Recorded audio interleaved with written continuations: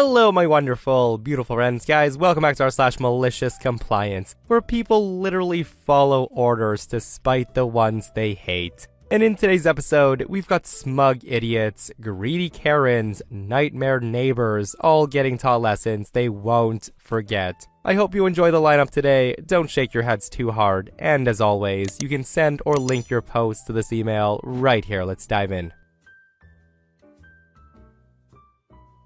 A long time ago, I used to work as a bouncer/doorman at a bar that charged $2 cover on weekend nights. Everyone paid to get in, with only one exception: party buses. We had an agreement with the different party bus operators that if they brought their groups to our bar, they would get in for free, as lively crowds are good for business. So one night, I'm working, and this one idiot comes in with his girlfriend. And I tell him it's $2 a head. He grumbles about it, and I give him the same line I tell anyone who complains. I tell him a $2 cover is the cheapest thing you'll buy here tonight. If you can't afford it, you might want to go somewhere else. Of course, he doesn't want to look cheap in front of his lady, so of course he pays. A couple of minutes later, he's back, saying he just talked to some people who didn't have to pay, and he wants to know why he got singled out. That's when I tell him about the party bus rule, and I say those people must have come in on a bus. He then motions towards some people sitting with his girlfriend, and he tells me, "You didn't charge my friends, and they didn't come on a bus." I recognized the people he was pointing at. When they came in, I asked if they were from the bus, and they had said yes, so that means they lied to me. It does happen, and normally, I wouldn't worry about it. So I tell him, well, it sounds like I made a mistake. I guess it's their lucky night. And this was my hint to him that he should let it go. But that's not good enough for him. The guy gets louder and he gets in my face, demanding I refund him $4 to keep things fair. Or else, he'll go to my boss. At this point, I've had it with him. I tell him, "You're right, I'm so sorry, it's not fair. Let me fix this for you." Hearing me say that, the guy smirks because he thinks he's getting a refund. But the guy doesn't realize all I'm giving is some sweet, malicious compliance. His smirk disappeared when I stepped away from the cash drawer and I walked to where his friends were sitting. In my most polite voice, I then said, "Hey, I'm so sorry to bother you guys, but there's a $2 cover tonight and your friend over there told me you didn't pay.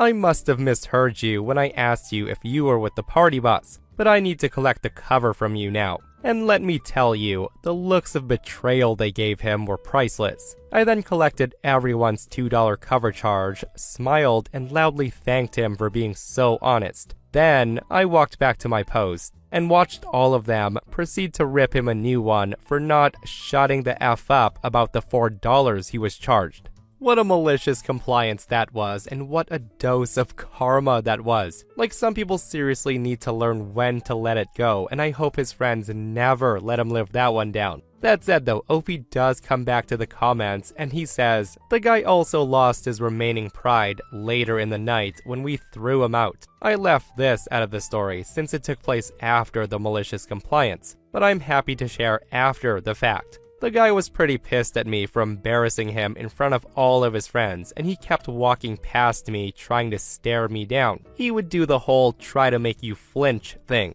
I refused to bite, and I just kept smiling. Eventually, he tried to escalate things by trash-talking me.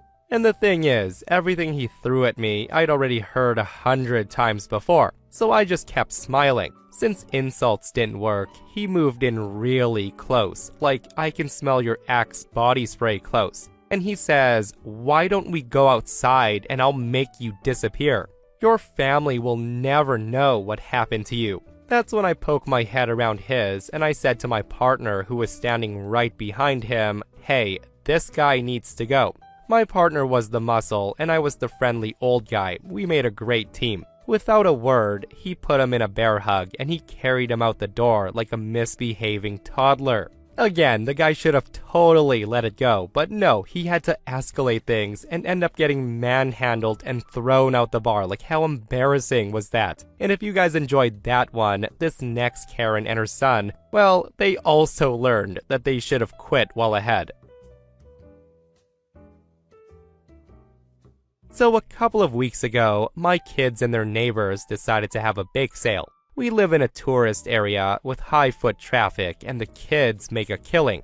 I tell the kids I ought to start charging them for labor, as I said I'd help bake, and the ingredients so they learn the concept of net gains. But instead, I'll donate to their cause, and just to bring me back the money I lent them to make change. I love seeing kids be entrepreneurial and work hard and get excited for their success. After a couple of hours, the neighbor's son decides he's bored and he wants to go home. So he tells my kid, hey, when you're done, come by and deliver half of the money. Mine says, hey, that's not fair. If you're leaving, we should split the money now. Mind you, the bulk of their sales was my baking. Of course, the neighbor kid gets super pissed. But mine sticks to their guns. They split the money and the kid leaves in a huff. Mine comes in a few hours later, having lugged home all the gear and cleaned up, annoyed that the neighbor kid got annoyed at him. Then, I get a knock on the door. It's the neighbor's mom with the kid who's still pouting. Mom's holding a receipt. She then explains that they purchased a bunch of stuff for the bake sale, that it cost a lot of money, and it's not fair that my kid is making money off their stuff, and that they should be compensated for what they purchased. The receipt lists a bunch of items that I immediately see they didn't use. Like 2 boxes of cereal when they used one, napkins that I provided, but whatever. And never mind that her son went home early and left mine to clean up. And never mind that I'd been churning out batches of cookies all morning. I'm just irked that they've taken what was a fun, cheerful day of kids making money hand over fist and shown up at my door making me engage in a super awkward conversation because they can't assume their kid can't be wrong. So I say, of course, and then go fetch my receipts. I then sit down in front of them and out loud calculate the cost of lemonade and cups I used. I calculate the cost of flour, sugar, chocolate chips, vanilla, and butter per batch of cookies, and then multiplied by the number of batches I made. I toss in the baking soda for free because I'm generous. I even subtract the value of leftover cookies. And did I mention I made a lot of cookies? After doing the calculations, whoops, the neighbor kid has to fork over $23. They got quiet all of a sudden. I thanked the lady for making sure things were fair, and I offered her a plate of cookies to take home. She declined.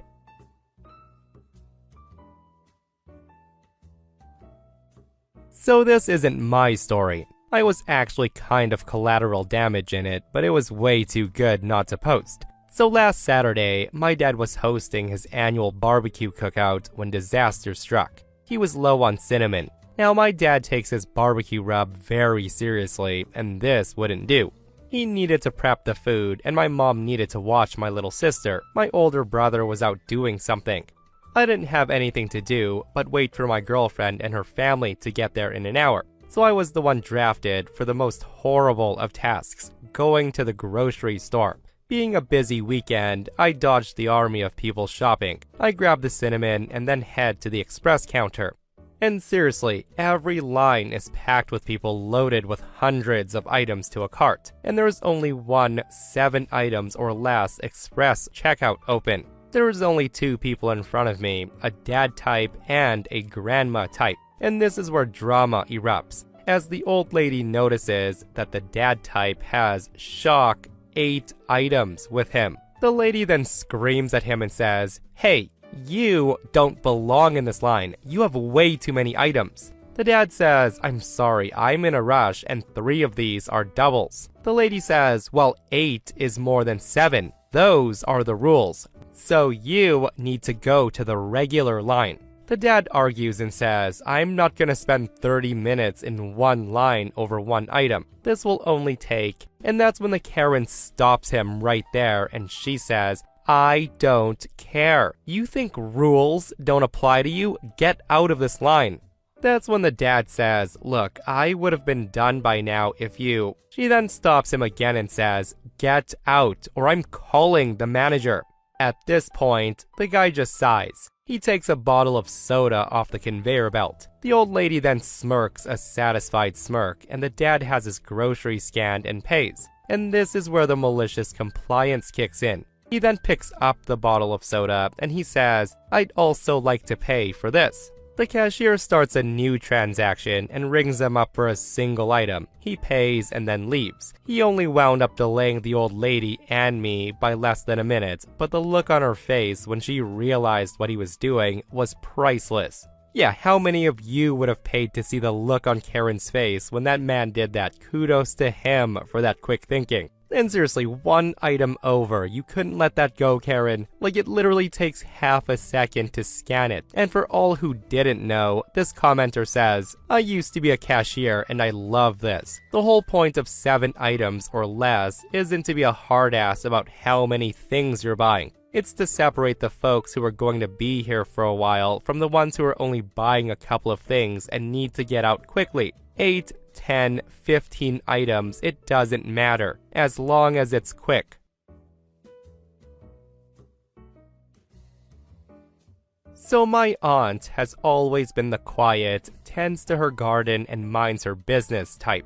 Peaceful, unbothered, the human embodiment of chamomile tea. But she can also be a bit extreme when tested, as you'll soon see why. This also happened well over 2 decades ago.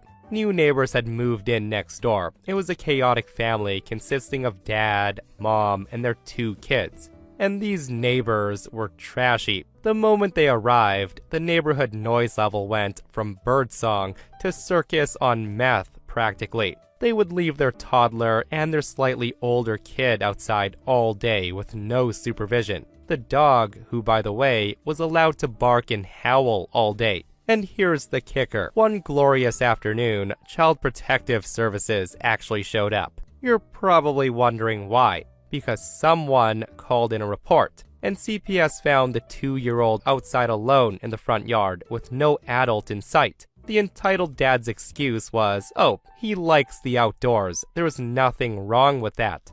Anyway, the older kid had started treating my aunt's yard like his personal jungle gym, and his favorite target was one of her trees. Now, she wasn't even mad at first. She was just worried, like what if the kid fell and broke an arm? She would be the one dealing with the lawsuit. So one day, he was climbing her tree, and she goes over, very polite and very reasonable, and she says, "Hey, could you please stop climbing the trees? I'm really concerned you'll get hurt." Because you see, these trees were dead and rotting, and she was afraid the branches could snap at any time. The kid runs home, and my aunt thought that was the end of it, but no. A few days later, when Dad was outside mowing the lawn, he saw my aunt coming home. He then marches over and he snaps, "Hey, don't you dare ever tell my son what to do, ever again." Of course, she explains to him why she doesn't want his son on the property, for the kid's safety more than anything. And that's when Dad snaps back with, "Well, maybe if you don't want kids climbing your trees, you should put up a fence. Ever think of that?" And seriously, he really shouldn't have said that. And here's the thing. My aunt didn't just build a fence. No. She cut down the tree the kid climbed. And then she cut down 2 more trees for good measure. When the trees were cut down, she literally used the wood to basically build a 6-foot-tall wall right along the property line. One day, the dad comes back, veins bulging, and he says, "Why did you have to be such a bitch about this?" My aunt just shrugged, and she said, "You told me to put up a fence, and I did." And the best part is, the kids haven't stepped foot in her yard since.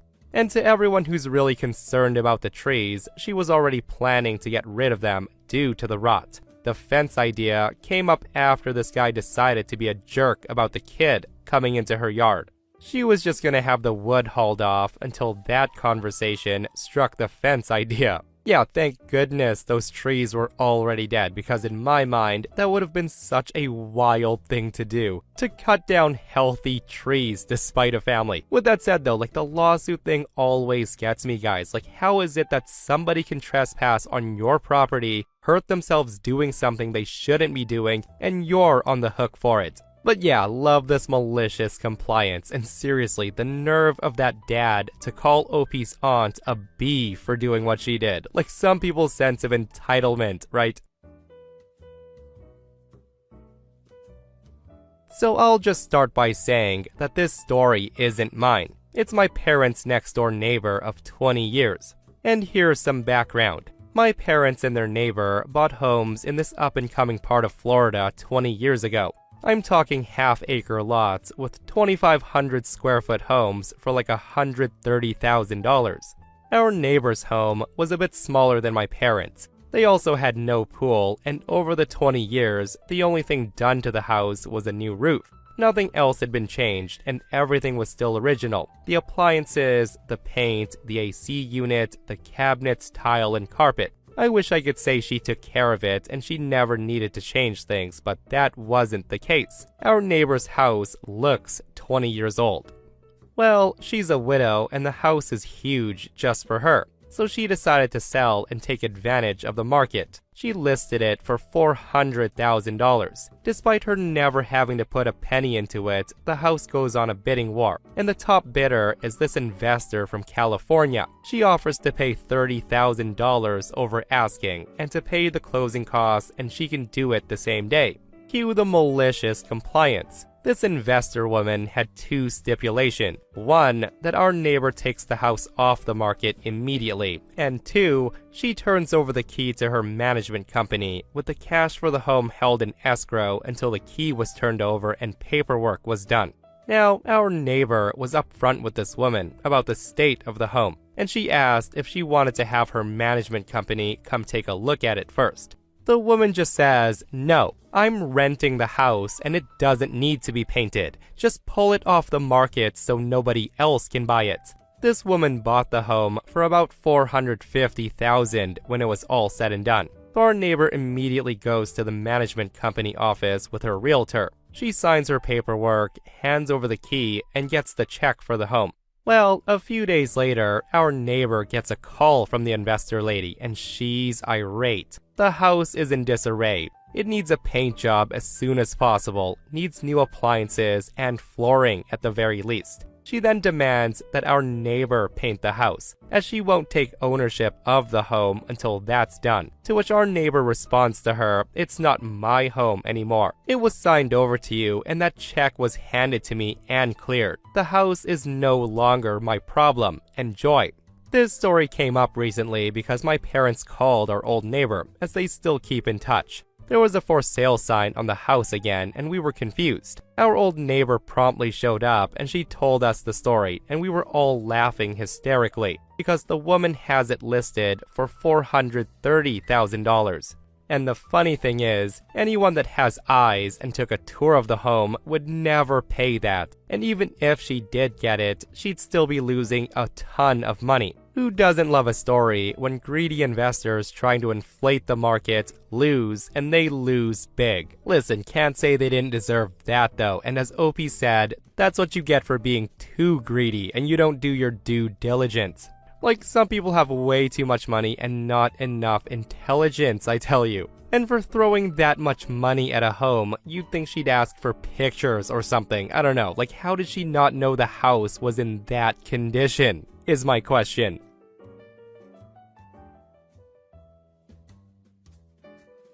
So my partner and I own a small 8-person company that shares a building with only a daycare. Our company consists almost exclusively of higher-level professionals. It's a couple of lawyers, CPAs, etc. So most have their own large office, plus a couple of common areas, conference rooms, and a nice kitchen. All in all, it's about 3,500 square feet, which is obviously a lot for 8 people, but it's necessary for our line of work. That said, due to the size of the office, the lease has a parking provision which grants us exclusive rights to all 24 parking spots. And this is somewhat important to the story, not our work. Also important is the daycare's parking lot, only consisting of about 10 spots in the front of the building.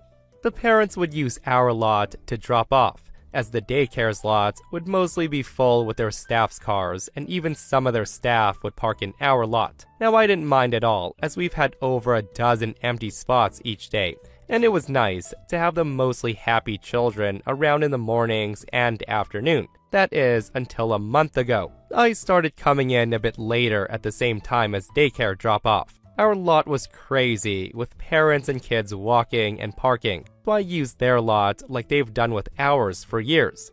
The first day, no issue. The second day, the manager saw me get out and they gave me a piercing stare. A week later or so, I did it again and my car was towed. There wasn't a warning or word from the manager or anyone at the daycare to me or the office. So I went to the daycare to ask if they knew it was my car and if some kind of mistake had been made.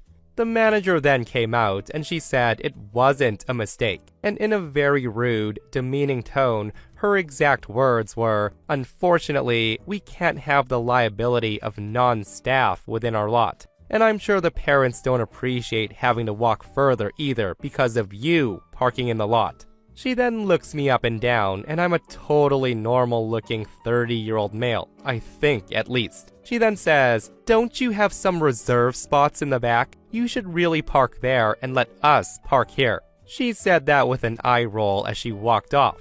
Now, I was happy I held my tongue in front of the children, considering how angry I was, knowing that it wasn't time for that conversation. A couple of days later, I told the manager while we were outside the office that I wish he would have come to me before towing my car. It ends up costing me $600. I asked for an apology and said, since we share the back lots and the parents take up almost all of our parking spots in the morning and afternoon, can I park in the front lot the occasional morning? She flatly said no, and she basically gave me the same speech she gave last time. At least, she didn't comment on my appearance this time. I left things for a week, thinking it was over, until again, I had nowhere to park one morning. Having to wait 10 minutes for parents to filter out of our lot, lest my car be towed, and who do I see but the manager getting a spot in my lot before me. That's when I decided to comply with the manager's wishes and developed a plan. I contacted the building owner and I said, or more accurately lied, that due to compliance reasons with the state licenses we're applying for, we need to have a gate installed with employee/guest pass access only in our parking lot. Our company would of course cover the cost. We got the same day approval from the landlord and the gate was installed 2 weeks later. I drove in early that first day after the install, and I tell you, the mayhem was well worth it. Watching from the corner window gave me a perfect view of it all. It started with the daycare staff pressing all sorts of keys on the gate to try to get in, trying to park where they have for months, years even. Then their lot filled up completely, and that's when the parents start arriving. A staff member had to stand at the gate telling parents there was now no access. Their parking lot was basically congested with parents double parked, taking their kids in. Other parents parked a quarter-mile down in another lot at the park our office overlooks. I eventually went down to give the manager a nice little wave and walked back up to my office. She gave me a piercing stare that just made me grin ear to ear. I guess she sent the owner a rather angry email about parking rights to the back lot afterwards, and how it's so crazy that one small office gets the entire thing. Apparently, she didn't know we had all of it. He said that him and I may have to discuss the parking provision in the future, and he also didn't know the lease gave the entire back lot, but it's not a big deal to him. Regardless, I still have 2 years left on my lease with another option to extend an additional 5, so no plans on moving anytime soon from the office or my 24-hour parking spots. P.S. It's an office building next to a park and residential homes. I'm in no way endangering these children since they now walk through a quarter-mile of grass and playground to get to daycare. There is not even a street to cross from that lot. If anything, I made the days of the employees and parents better in retrospect. Also, to anyone asking why I didn't tow, here's 2 reasons. Number 1, most importantly, I was tired and working 12-plus-hour days for a few months at that point. The day she parked there was the last or second to last day of that stretch, and then I'm basically 4 to 6 hours a day for 9 months. Towing her car was the last thing on my mind. Getting to the office and finishing my work was my only goal. And number 2, $600 can be a lot of money for some people. I grew up poor and I know how devastating a towed car can mean to a family struggling from month to month. Another day, I may have done it, but I'm glad I didn't. Yeah, a 30-year-old guy with an old blue truck. That Karen probably thought OP was a nobody, not the owner of a company they shared the lot with, and what a mistake that was. Like, it is absolutely flabbergasting that people would rather treat a stranger like a complete piece of crap rather than just talk to them in a normal, non-confrontational way. And people like that Karen deserve every single inconvenience possible. And if you thought that was satisfying, this next Karen messes with OP and she regrets it big time as well. So I live in this apartment complex where parking is basically the Hunger Games. There's no assigned spots and no rules beyond don't be a jerk. It's pretty simple, or so you'd think. That said, my roommate and I both ride motorcycles, 2 bikes, both owned by me, but he takes one to work every day. Because we're considerate human beings, we both parked bikes in a single parking space. It frees up room for everyone and no one's ever complained. Well, almost nobody. Enter Karen. One afternoon, she storms up to me, arms crossed, like she's about to issue a frickin' citation. The woman then says, and I swear like she's practiced this in the mirror, "Stop cheating to reserve the best parking spots in front of the building." Hearing that, I blink at her because, what? She then explains her theory. By parking 2 motorcycles in one space, I'm somehow reserving that spot for myself. I just tell her very calmly, "Ma'am, both bikes get used. My roommate rides one and I ride the other. We're just conserving space." But the woman doesn't hear a word. She then snaps, "That's not fair. It's cheating." So I say, "Okay, I'll stop parking both bikes in one spot." To which she responds, "As you should." She then walks away all smug and satisfied, which was a big mistake.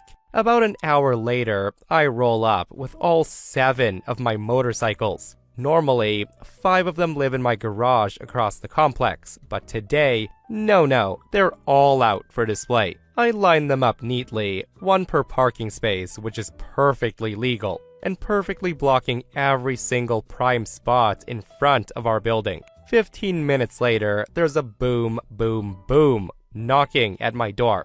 It's management, and they tell me, we can't have you taking up all the parking spaces. At that, I raise an eyebrow, and I say, "Let me guess, Karen complained?" The manager sighs and says, "Yes."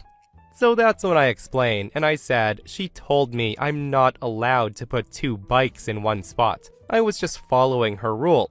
Normally, we park 2 bikes together to save space. The other 5 stay in my garage because I don't ride them often. But if I'm allowed 1 bike per spot, well, this is what that looks like. Hearing me explain, the manager stares at me for a second. He then nods slowly because the math is mathing. He then says, "I understand. You've made your point. I'll talk to her. But please put the other bikes back now." I say, "Of course." I then wheel them all back into my garage like a responsible adult with slightly way too many toys. It's been a few weeks, and Karen hasn't said a single word since.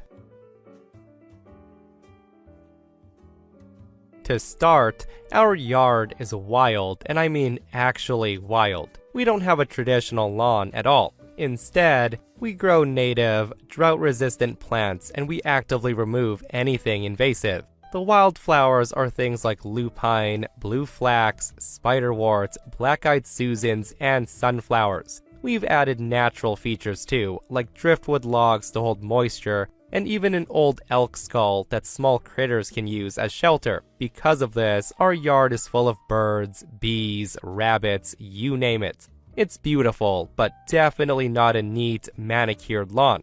Last summer, though, we got a notice from the county saying that our yard violated an ordinance. When my husband called, the poor employee on the phone sighed and told him that he had received about 30 complaints, all from one person, about every house on the entire road. And here's the thing, you can't mass report. That means this person sat there, house by house, filing 30 individual complaints about overgrown weeds. I checked the county ordinance myself, and everything in our yard was full compliance. Our plants are intentionally cultivated, and none of them block the sidewalks and none spill onto anyone else's property.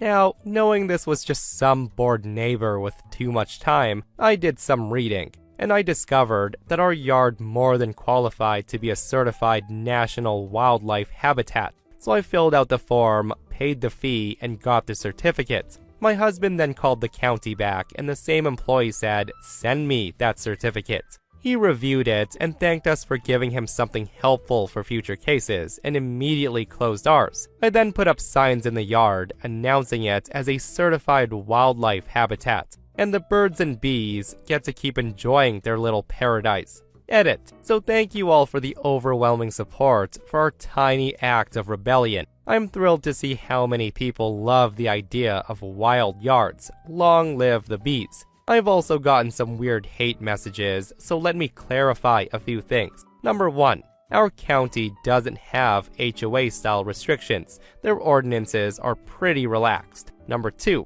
Their certification doesn't offer any legal protection. It just shows the wildness is intentional, not neglect. Number 3. The county employee liked having something official to point to if the same complainer keeps reporting us. Number 4. We haven't had a single issue since, and it's been over a year now. Number 5. I'm also not worried about the resale value. I want my home to bring me joy. I can always re-landscape later if I truly need to. The house is paid off anyways. And lastly, I'm not sharing photos for privacy reasons, and I promise it's not that deep. I've had issues with doxing before, and I'd rather be safe. I know most of you understand. And for anyone who's inspired to go wild with their yards, I love that for you. And that, my friends, brings us to another end of our /malicious compliance. I hope you enjoyed today's stories. If you did, hit that thumbs up. And if you're not subscribed, consider subscribing so you don't miss these crazy stories. And if you missed the last episode on the channel, it's an r/entitled people episode, where psycho Karens are messing with the wrong people and they're getting absolutely ruined. Guys, go check it out if you haven't, and myself and Stevie Boy will see you guys in the next one. We love you.